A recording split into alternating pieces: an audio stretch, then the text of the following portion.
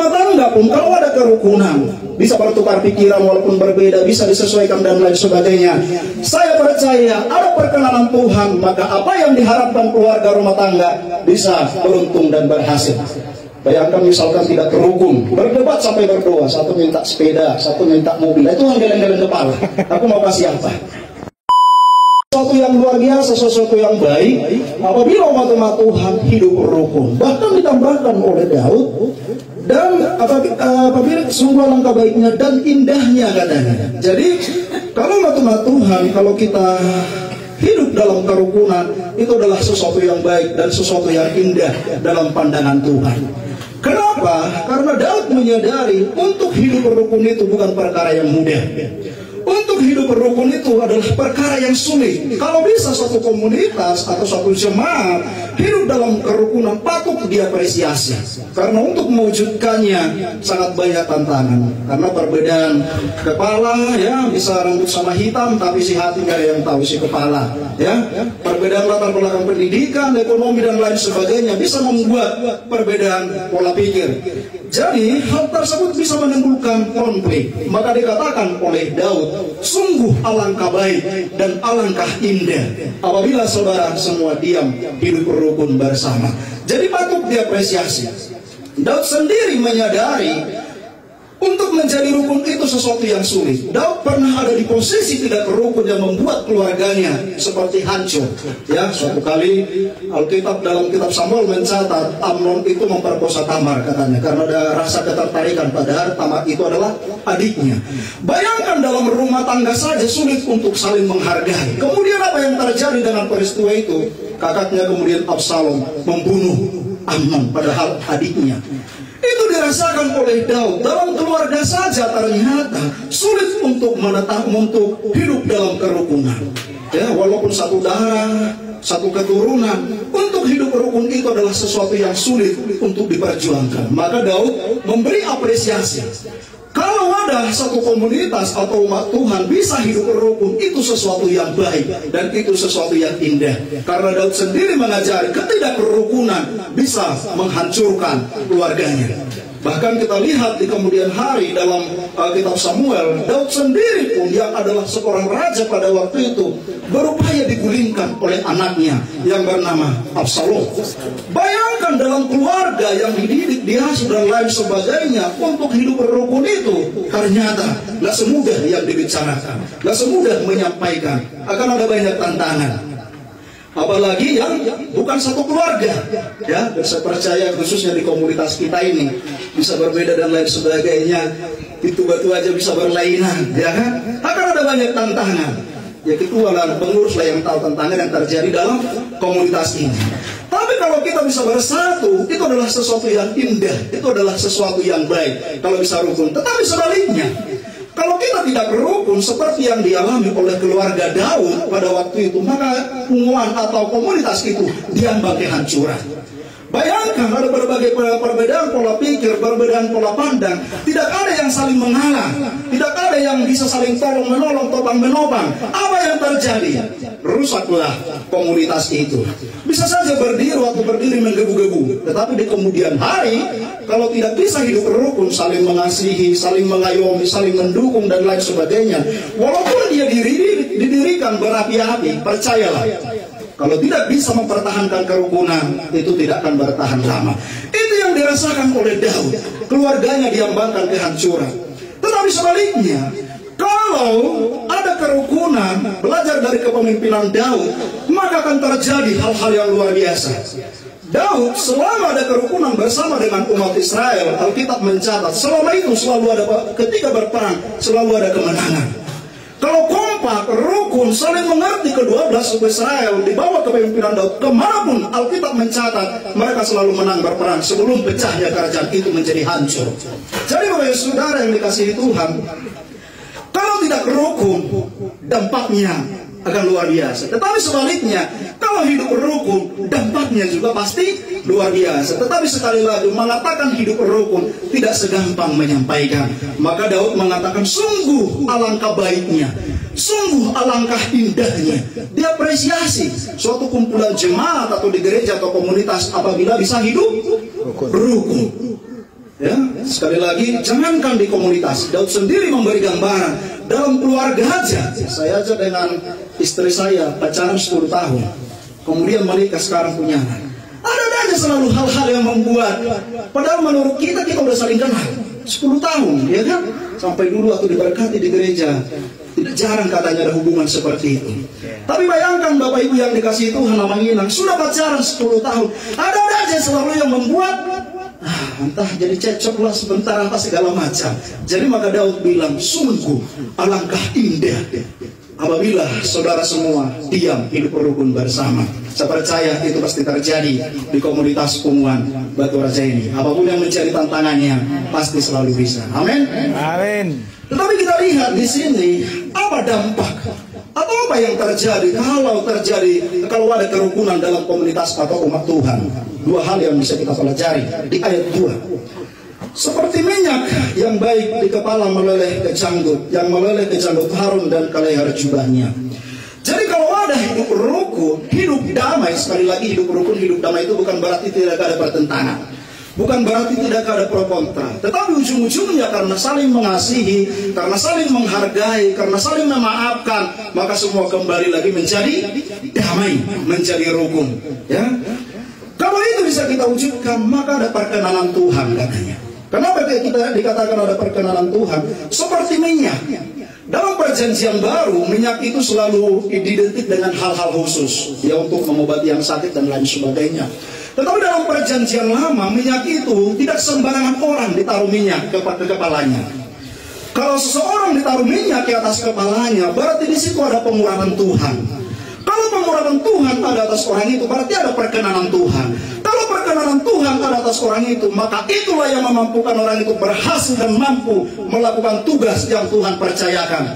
Maka dalam perjanjian lama yang bisa diminyaki adalah imam, misalkan seperti Harun, juga nabi dan juga raja, yang misalkan Saul dan Daud.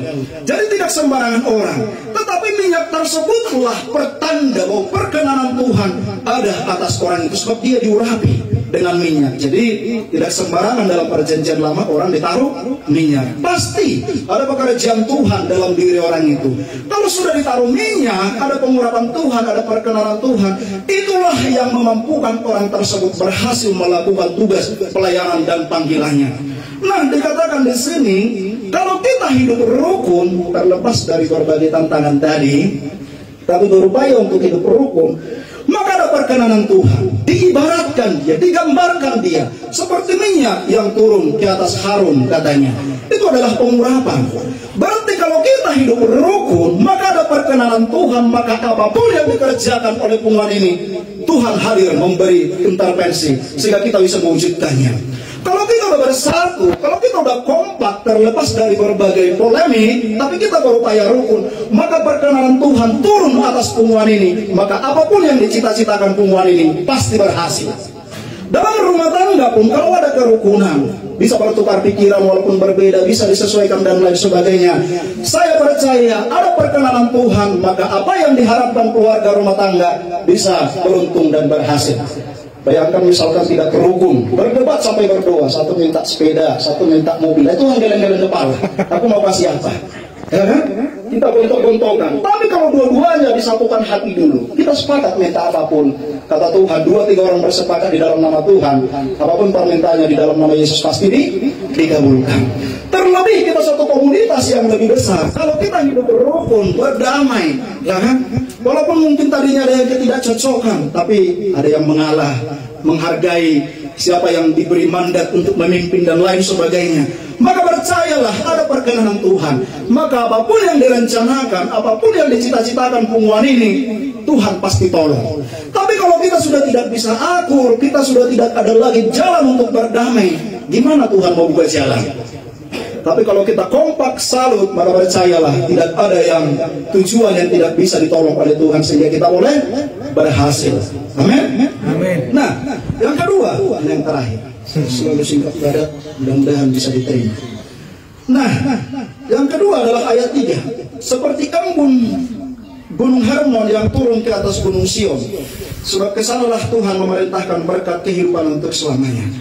Kalau ada komunitas atau umat Tuhan yang rukun, maka percayalah itu akan menjadi berkat atau kesaksian bagi orang lain. Amin. Di sini dikatakan seperti embun. Embun itu dalam perjanjian lama selalu digambarkan dengan sebuah kesejukan, kesegaran. Di atas gunung dia mengandung air sehingga memberikan kehidupan kepada tanaman-tanaman yang ada. Bayangkan saudara, seperti embun di Gunung Hermon. Itu Gunung Hermon itu terletak di Israel sebelah utara. Mengalir dia katanya sampai ke Gunung Sion, Israel sebelah selatan, Samaria. Dua wilayah yang sangat berbeda, tapi dikatakan menjadi gambaran kalau ada kerukunan yang dari sini bisa memberkati yang jauh, mengalir ke daerah yang jauh. Itu kalau ada kerukunan. Dikatakan seperti embun Gunung Hermon yang turun ke atas Gunung Sion. Dari gunung yang satu yang lebih tinggi mengalirkan berkat-berkatnya ke gunung yang lain. Padahal itu dua daerah yang sedikit berbeda secara geografis. Jadi kalau kita ada kerukunan, apa yang kita lakukan menjadi teladan bagi orang-orang di luar sana, menjadi inspirasi, menjadi berkat bagi orang-orang di luar sana. Kalau kita ada kerukunan, tetapi nggak sebaliknya. Kalau kita tidak ada kerukunan, maka juga akan menjadi batu sandungan bagi orang-orang di luar sana. Tapi kalau kita rukun, soal polemik, kita lah yang tahu misalkan di dalam apa yang kita bahas, apa yang kita perbincangkan, kita lah yang tahu, jangan sampai bocor keluar. Kalau belum terpecahkan. Kalau semua tetap ada hasil yang baik, kita damai dan rukun, percayalah saudara, maka apa yang kita lakukan, yang saling mengasihi, tolong menolong, bahu membahu dan lain sebagainya dalam punguan ini, itu akan tercermin, itu akan dipelajari, itu akan menjadi berkat bagi orang-orang di luar sana. Paling tidak ada dua kemungkinan. Yang pertama, kalau dia satu marga langsung cepat dia bergabung. Enak di punguan itu ya. Jarang-jarang ada punguan kayak gitu, saling tolong menolong, saling menghargai dan lain sebagainya. Kalau di punguan saya, kalau jabatannya bagus, ya dan lain sebagainya gitu dia. Di gereja pun bisa kayak gitu, ya kan? Tetapi di punguan saya beda katanya. Kalau di punguan saya diperhatikan ya pendidikannya apa segala macam, baru diberi kesempatan berbicara. Kalau di punguan Batu Raja itu semua sangat saling menghargai. Kalau dia satu marga langsung minggu depan dia gabung. Tapi sebaliknya, kalau kita tidak menunjukkan kerukunan, ya kan, apa yang terjadi? Unang melaus ya. Kalau contoh dalam gereja, unang gereja itu, udang pamula-mula katanya. Karena saya kan di sini unang matusiham. Tapi kalau kompak, hidup berdamai, hidup rukun dengan pertolongan Tuhan, maka orang akan tertarik dengan kita. Orang akan suka dengan kita. Kalau dia berbeda marga, mungkin dia tidak bergabung dengan punguan kita. Tapi cara hidup yang kita perlihatkan itu akan menjadi gambaran dan pelajaran bagi mereka.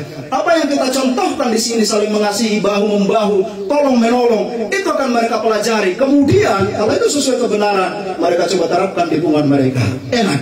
Itu yang disebut, walaupun bukan hanya komunitas yang dekat. Kalau memang yang kita kerjakan itu adalah membawa kedamaian dan hidup rukun, percayalah, seperti embun di Gunung Hermon mengalir ke Bukit Sion, dua wilayah yang berbeda, tetapi tetap bisa saling memberkati. Kita pun bukan hanya yang di Siantari ini nanti.